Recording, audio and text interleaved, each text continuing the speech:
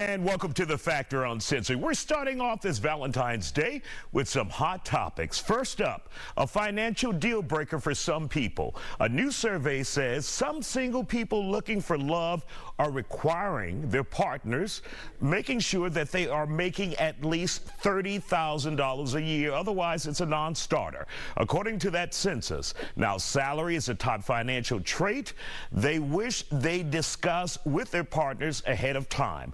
Let's get into it with our panelists here, Todd, KG Smooth, Tony, Olivia, and Desiree. Glad you all are here on the Factor Uncensored. So first of all, guys, should you be talking about finances on the first damn date? Desiree, let's hear from you. Come on. Yes, you should be talking about finances on the first date.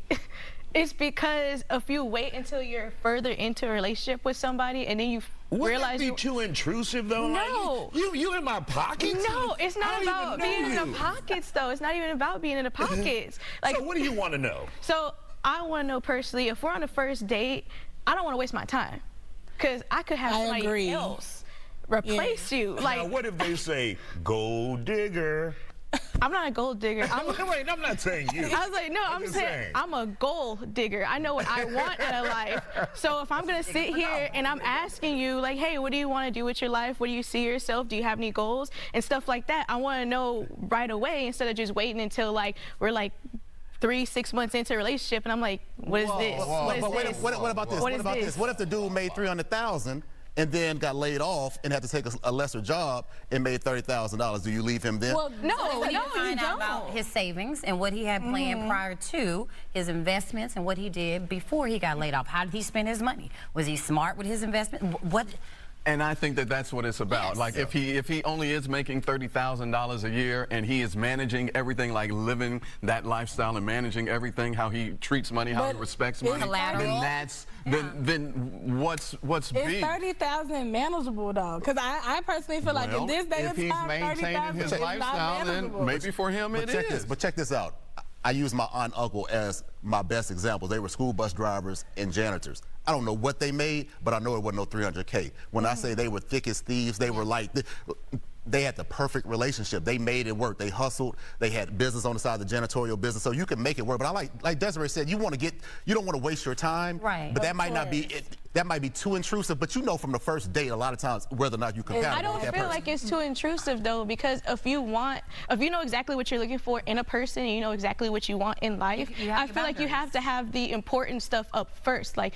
How much money do you make? What are your goals in life? Do you want kids or not? It's the important thing, so that way when you're further into a relationship, you're not just getting bombarded by all this stuff and you're just like, oh, I should have jumped ship a long time ago. So why can't you just wait until, like, okay, you all are dating, maybe 3 months down the line, like notice how he handles money. Does he spend, frivolously? Does he manage his money well? Like, see how he respects and handles the money first, and then you can make that assessment on, whatever the salary may be a year or whatever. I think you get a bad rap. Our time is valuable. Yeah, that's so true. if we waste any time, then that's time that we cannot get back. But did you really waste time though? I mean, if he was bad with money, yeah, you wasted time. But 30,000 could be 300,000 in 2 years. You know what I mean? So you have to.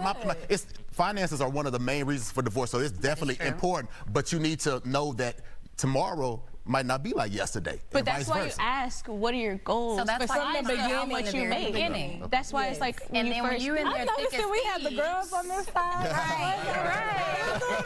Right. When you're in there thick as thieves, then down the line, we've been dating 2-3 years. You get into a bind, you get XYZ, you've been laid off, then I've gone through the motions and with I know you, so that I'm you a know little bit how more to manage money.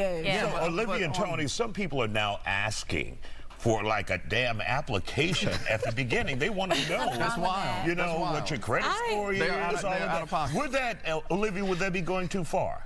Personally, for me, that will be going too far, but I do understand why those individuals may want to do that, because we all do things based on experiences. So if you've had experiences where people have wasted your time, they wasted your money, your energy, that next time you're like, you know what, I know what I'm doing and this is what I'm doing, and those are my boundaries. So I understand. I wouldn't do it, but I understand. All right, Tony, your thoughts on that? I would totally ask. I knew your ass would. My boundaries are like here right now. So, yes, let's get this answer, this answer, this answer, and let's have some tea. So, yes. And maybe I'm a little sensitive to this because on my first season of Ready to Love, I was eliminated halfway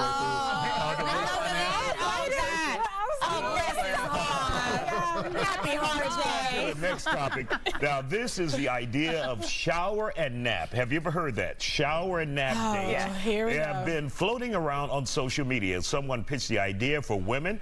If a guy never made any previous sexualized passes at them and just wants to bond, then he would come over, have a shower, and you guys would just nap. Not shower together, but individual showers and then nap.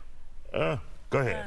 People are becoming That's so weird. lazy. I feel like everything is just lazy, lazy, lazy. Because Bam, bam. Yeah, that is a relationship. That's not a date. Like, we showering and napping. I could do that at home. However, to each its own. I mean, everybody's into their own different ways of what they're doing sexually. I mean, whatever it is, relationship-wise. However, I wouldn't do it, but I'll watch. Maybe he wants to bond. Maybe he's going through something and he needs that, you know, physical touch on touch, you know, just want to lay up and get that energy. Maybe he's trying to heal himself and he don't want to do anything outside of, you know, the norm. He just wants that body contact and that feeling of security. That sounds weird, Sam. Tony, if you're taking a financial application in the beginning, you can allow the guy to bond with you in a nap. But you said shower first.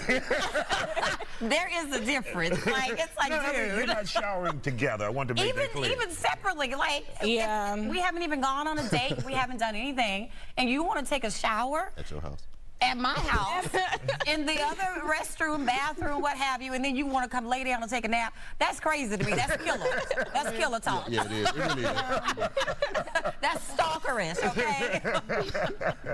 Next one, really quick. New Jersey restaurant Nettie's House of Spaghetti has put an age limit on folks who dine in. If you're under 10 years old, your ass is out of luck. In a statement, the restaurant says they love kids, but they needed to implement the rule to limit kids from running around and being noisy. So, Desiree, your thoughts on that? I'm 100% for it. I know people are probably gonna be like, "Oh, she said F them kids on TV." But I used to be, I used to be a restaurant worker, so firsthand, I know how it is when kids come into a restaurant. Like, it's hard to get around trying to make sure you don't spill the food because then you have to go get it remade. And sometimes parents don't do anything. I've had kids throw rocks and stuff at servers, and they're just running around, and their parents are just sitting there Kids like, getting rocks. I'm not gonna call out the restaurant I used to work at. I'm not gonna call out the restaurant I used to work at, but they had rocks for decorations. My ex-coworkers know exactly what I'm talking about. But it was really hard because they would just be running around, bumping into us. We're trying not to spill food, and then sometimes they would make a huge mess, and we have to go and clean that up. It's not really fair. Okay. If you can't control your kids, they can't be here. Got it. We only have 30 seconds, so 10 seconds each. Well, That's bad I'll math, start but by go ahead. saying that this just makes me feel like, well, this reminds me of when people don't want kids at their wedding, and I understand that, so I understand this also. So, being a restaurant owner, I mean, it's times we're kid-friendly, but we're not kid-friendly, if that makes sense, because you have music, DJs, people are cursing, people at the bars, and it's uncomfortable. You allow them, but you're not designed for kids. We are not designed, and so I'll give you an example. I don't want to be the person when the parents are done eating and the kids are done eating. The kids are bored as hell, so they want to run around and play, and it's like I have to be the one to say, I need you to go back and sit with your parents at the table, sweetie, when the parents should be the ones doing that. All right, KG and Todd, we're out of time. It's all good. Tony took your time. Oh, no!